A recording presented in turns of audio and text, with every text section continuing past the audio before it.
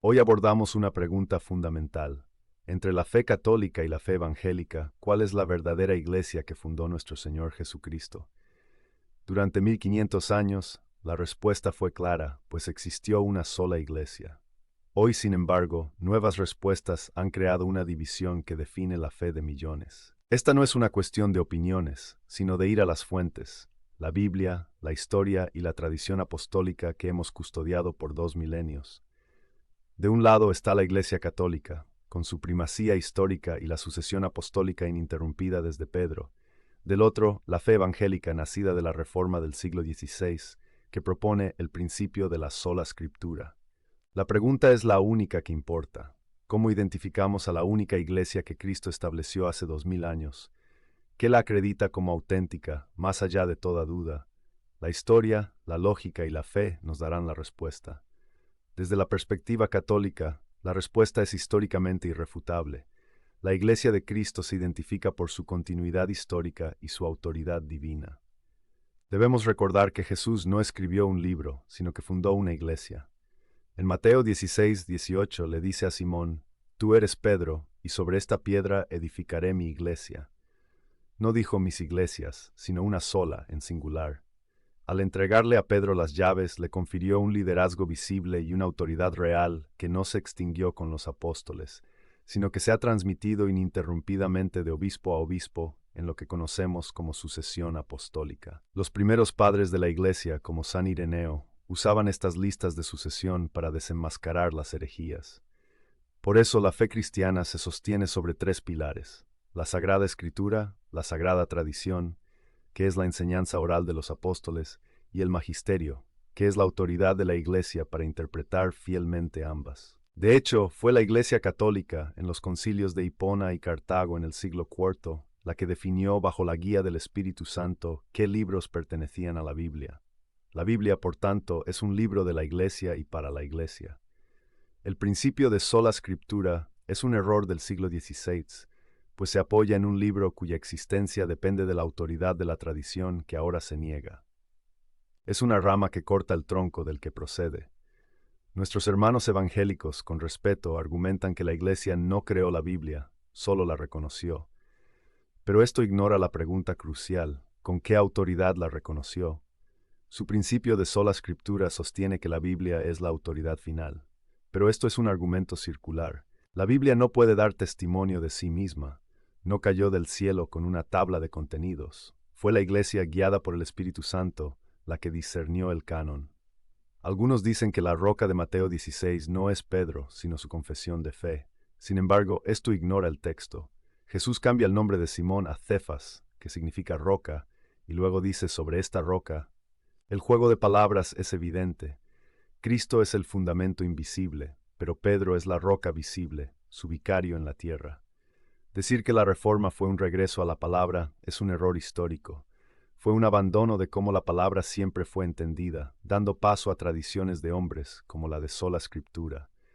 Es la misma tradición humana que Jesús condenó en Marcos 7, la que invalida el mandamiento de Dios de escuchar a la Iglesia. San Pablo mismo lo confirma en 2 Tesalonicenses 2:15. Retened la doctrina que habéis aprendido, sea por palabra o por carta nuestra. Palabra oral y carta escrita tenían la misma autoridad. La pregunta para nuestros hermanos separados es: ¿quién decide la interpretación correcta de la Biblia? El principio de sola escritura ha sido un fracaso, produciendo más de 40,000 denominaciones distintas. Cada una reclama al Espíritu Santo, pero se contradicen entre sí. Esto es un escándalo contrario a la oración de Cristo en Juan 17 por la unidad. La autoridad del magisterio de la Iglesia es el antídoto que Cristo nos dejó contra ese caos. Esto nos lleva a la naturaleza de la Iglesia. ¿Es una institución visible o una mera comunidad espiritual? La fe católica afirma la verdad bíblica. La Iglesia es una institución visible, jerárquica y divina, fundada por Cristo. No es una idea abstracta, sino el reino de Dios en la tierra. Jesús estableció una estructura clara. Eligió a 12, puso a Pedro a la cabeza y les dio poder para atar y desatar. Esta estructura se ve en el libro de los Hechos. Ante la primera crisis doctrinal, los apóstoles no se fueron cada uno a interpretar por su cuenta. Convocaron el concilio de Jerusalén en Hechos 15 y bajo la autoridad de Pedro tomaron una decisión vinculante para toda la Iglesia. Esta Iglesia es la columna y baluarte de la verdad, como dice 1 Timoteo 3:15, y la guardiana de los sacramentos, los medios visibles que Cristo dejó para comunicarnos su gracia. En contraste, la visión evangélica propone que la Iglesia es un cuerpo místico e invisible de creyentes. Esta idea es una invención del siglo XVI para justificar la separación de la Iglesia histórica. Argumentan a favor del sacerdocio de todos los creyentes, citando 1 Pedro 2:9. Y es verdad que todos los bautizados compartimos el sacerdocio común, pero la Biblia también establece un sacerdocio ministerial, hombres ordenados para el servicio sacramental. Uno no anula al otro. Se nos dice que la historia de la Iglesia está manchada por la corrupción, como la venta de indulgencias. Y es cierto, la Iglesia está llena de pecadores, empezando por San Pedro, que negó a Cristo 3 veces. Pero la promesa de Jesús no fue que sus líderes serían perfectos, sino que las puertas del infierno no prevalecerán contra ella. La santidad de la Iglesia es la de Cristo, no la de sus miembros. A pesar de los pecados de los hombres, la Iglesia Católica ha custodiado el depósito de la fe intacto durante 2000 años. La idea de una Iglesia invisible era desconocida para los primeros cristianos. San Ignacio de Antioquía, discípulo del apóstol Juan, escribió a inicios del siglo X: donde está el obispo, allí está la Iglesia Católica. Cuando nuestros hermanos preguntan si la lealtad es a la organización o a Cristo, presentan una falsa dicotomía. La lealtad a la Iglesia es lealtad a Cristo, porque la Iglesia es su cuerpo místico y su esposa. Los reformadores no purificaron la Iglesia, la fracturaron, abandonando la sucesión apostólica, que es la fidelidad a la doctrina de los apóstoles garantizada por un linaje ininterrumpido. Esto nos conduce al error central de la Reforma: sola fide, la salvación solo por fe. La postura evangélica se basa en Efesios 2:8-9, porque por gracia sois salvos por medio de la fe, no por obras. Argumentan que la salvación es una declaración legal y que las obras son solo su fruto. Sin embargo, esta es una lectura incompleta de la Escritura que ignora otras partes cruciales. La idea de que los católicos intentan ganarse el cielo es una caricatura. La Iglesia siempre ha enseñado que la salvación es un don gratuito de la gracia. La diferencia es que esta gracia nos transforma y nos capacita para cooperar con Dios a través de nuestras obras. La Biblia es explícita. Santiago 2:24 dice: el hombre es justificado por las obras y no solamente por la fe. No hay contradicción con San Pablo, que en Gálatas 5:6 habla de la fe que obra por el amor. La salvación es un proceso. Nacemos a la vida de la gracia en el bautismo, nos alimentamos con la Eucaristía, y si caemos, somos sanados en la confesión. Estos sacramentos no son obras humanas, sino canales de la gracia de Dios, instituidos por Cristo.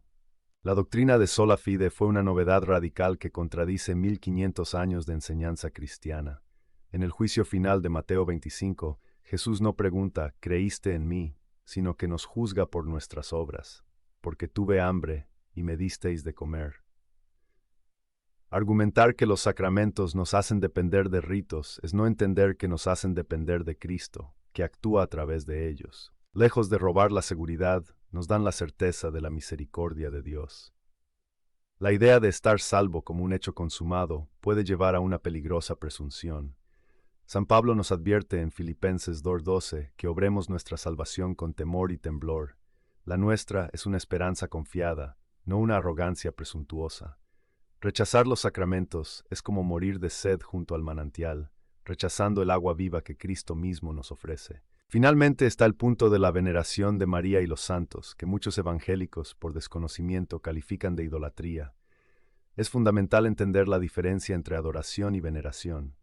La adoración, en griego latría, se le debe solo y exclusivamente a Dios. La veneración, dulia, es el honor que damos a los héroes de la fe, a nuestra familia en el cielo. Pedirles que oren por nosotros no es distinto a pedirle a un amigo en la tierra que ore por uno. Se basa en la comunión de los santos, la familia de Dios unida en Cristo, que la muerte no puede romper. Apocalipsis 5:8 describe a los santos en el cielo, presentando las oraciones de los fieles ante el trono de Dios. Y María, como Madre de Dios, la Theotokos, tiene un lugar de honor especial, una hiperdulía. El ángel Gabriel la llamó llena de gracia, y ella es nuestro modelo de fe, cuya intercesión es poderosa, como vimos en las bodas de Caná. Nuestros hermanos separados dicen que doctrinas como la Inmaculada Concepción o la Asunción no tienen base bíblica. Esto se debe a que no aceptan la tradición apostólica, donde estas verdades se han preservado. Su principal objeción es 1 Timoteo 2:5. Hay un solo mediador entre Dios y los hombres, Jesucristo. Y esto es absolutamente cierto. Cristo es el único mediador de nuestra salvación. Pero este versículo no prohíbe la intercesión. De hecho, todos los cristianos estamos llamados a interceder unos por otros. La intercesión de los santos no compite con la de Cristo, sino que participa de ella. Si podemos pedirle a un amigo pecador en la tierra que ore por nosotros, ¿con qué lógica se rechaza la oración de la Santísima Virgen María o de los apóstoles que ya gozan de la presencia de Dios? Su oración, unida a la de Cristo, es mucho más eficaz. Negar esto es negar la unidad del cuerpo de Cristo. La Biblia nos manda a orar los unos por los otros. No dice que esa oración se detenga con la muerte. Esa idea es ajena a la Escritura y a la historia. Nuestra confianza está puesta solo en Jesús, nuestro sumo sacerdote, y parte de su plan es que su familia, la iglesia triunfante en el cielo y la peregrina en la tierra, colabore en su obra redentora. Como hemos visto, las diferencias son profundas y se originan en una pregunta sobre la autoridad. ¿Confiamos en la iglesia que Cristo fundó o en interpretaciones privadas que surgieron 1500 años después? Mi llamado final no es a ver a la iglesia como un conjunto de reglas, sino como lo que es, la familia visible que Cristo fundó. Una familia con 2000 años de historia ininterrumpida, con los sacramentos que Él instituyó y con la madre que Él mismo nos dio desde la cruz. Es una invitación a investigar la historia, a leer a los cristianos de los primeros siglos y a preguntarse por qué su fe es idéntica a la fe católica de hoy y tan diferente de las teologías inventadas hace apenas 500 años. Por su parte, el mensaje evangélico invita a abrir la palabra de Dios, pero yo les pido que la abran con la mente y el corazón de la Iglesia de 2 milenios, no solos. La relación personal con Cristo es esencial, pero esa relación florece plenamente dentro de su cuerpo, la Iglesia Católica. La verdadera salvación y la libertad se encuentran en la verdad completa que Él nos entregó, no en una versión editada. Espero que esta exposición de la fe católica les sea de ayuda. El objetivo es armarles con la verdad histórica y teológica para que puedan continuar su búsqueda de la plenitud de la fe. ¿Qué posición les parece más sólida histórica y bíblicamente? ¿Qué preguntas les quedan? Dejen su opinión en los comentarios, siempre con caridad y respeto. Si les interesa profundizar en la verdad de la fe católica sin filtros, suscríbanse al canal y activen las notificaciones. Y compartan este video con alguien que necesite escuchar este mensaje. Gracias por acompañarnos y que Dios los bendiga.